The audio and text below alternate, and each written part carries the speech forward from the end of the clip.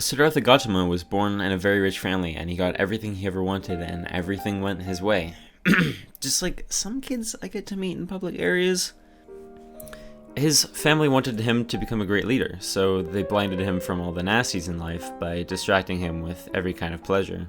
They gave him 500 attractive women, accepted all his hobbies, and he won his wife in an archery competition.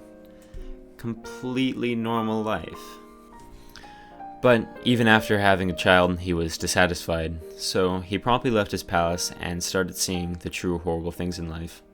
He saw what were called the foresights. He saw a sick person, an aged person, a corpse, and a holy man.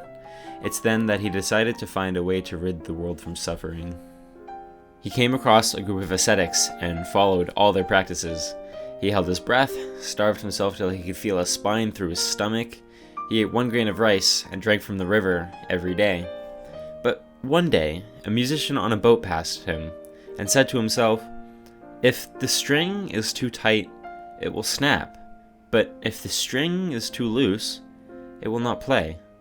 This is when Siddhartha realized the path to enlightenment wasn't through extremes of neither pain nor of pleasure, but through a middle path. The ascetics thought he failed the quest of enlightenment and abandoned him. While sitting under the Bodhi tree, the demon Mara approached Siddhartha, trying to keep him from reaching enlightenment. Who's Mara? Well, it varies between scriptures. Sometimes he's the demon of death, but in most he's a personification of sensual temptation. He gives Siddhartha visions of all his beautiful daughters, but Siddhartha is like, respectfully, frick off thanks, and it proves that he is indeed determined to become enlightened. Thus, as the morning star rose in the sky, Siddhartha Gautama realized enlightenment and became a Buddha. After trying to explain how he enlightened himself and freed himself from hatred, greed, and lust, he got laughed at, so the Buddha made the 4 noble truths. 1. Dukkha. The Buddha believed that the realm we are in right now is just a constant cycle of wanting. So we are born, we die, and get reborn over and over into this constant world of dissatisfaction, and he calls this samsara. And only until we reach Nirvana can we rid ourselves of dissatisfaction. Nirvana meaning to blow out or extinguish.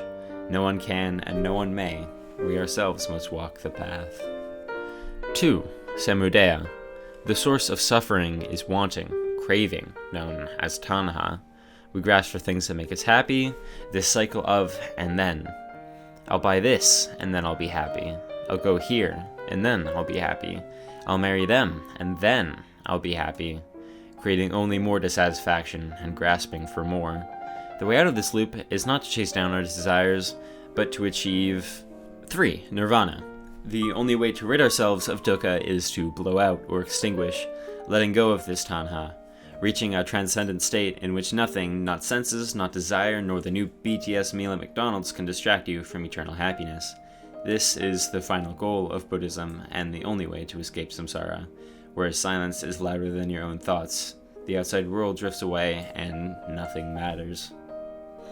4. Magga. The only way to achieve nirvana is through following the Buddhist principles. The path isn't to buy every new version of the iPhone, not to win the lottery, not to get the best looking partner, but to find yourself in the mess of the world. And not things, nor money, nor social lives can lead you there, but instead, you must embark on the path of happiness alone, as happiness begins and ends only with you.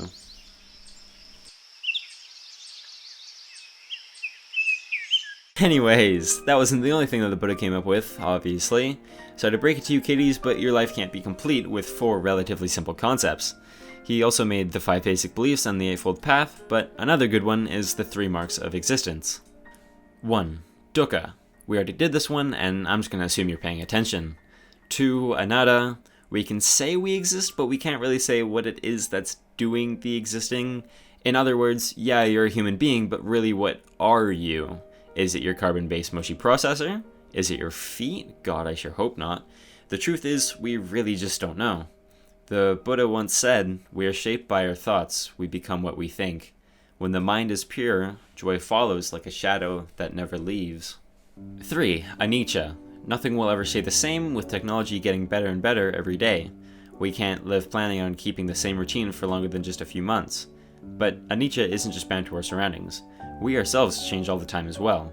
Like how you look back on yourself in 4th grade and remember how much of a demon spawn you were, and how glad you aren't like that anymore. 4. Include as many H's in your words as possible to mess up spelling on anyone trying to do any research on you. Now, I may or may not have made that last one up, but you get the idea. Now, I think the cool thing about Buddhism is that it's still as relevant to our current day and age as much as it was 2 millennia ago. Now, I'm not a Buddhist, but I'm definitely a person who very much enjoys philosophical ideas, and I can definitely agree with a lot of things that Siddhartha has said over his lifetime. I only covered a tiny fraction of the Buddhist ideas and beliefs. I would love to go into a longer video, but I'm a stressed teenager with a deadline and not a professional production studio. Although, if you are even remotely interested, I would highly recommend doing more research. I will leave links to some good articles and websites to visit in the description, and I hope you enjoyed watching this as much as I did making it. Cheers.